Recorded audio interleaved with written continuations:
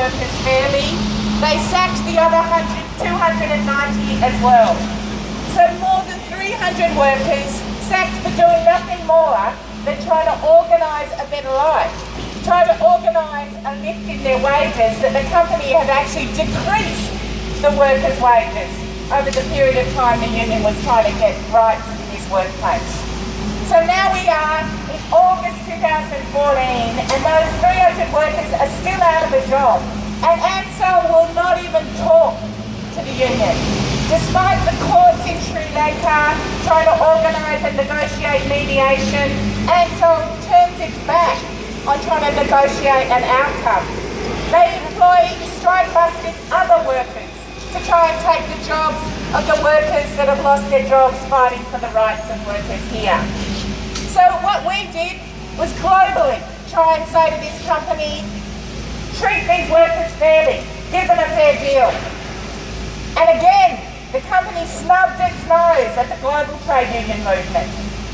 So a sensible thing we did was say, well, let's bring the workers to meet the boss. Let's bring 3 of the workers from Sri Lanka here to Australia, here to Richmond, to go and meet the owners of this company, the managers of this company, and say, why are you treating us like this?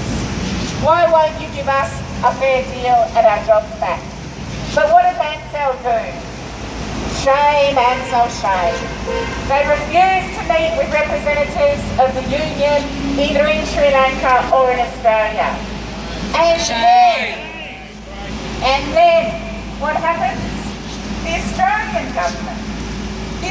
government, for reasons that seem very suspicious, last Friday refuses the visas for the 3 Sri Lankan workers. Shame! And you know the reason they give for refusing the visas? They say the workers are too poor. Well, who made them poor? The reason these workers are poor is because this company refused to pay them a fair wage. Ansell sacked them, and already poor workers got a lot poorer because this company sacked them and wouldn't reinstate them to their positions. Shame, Ansell, shame.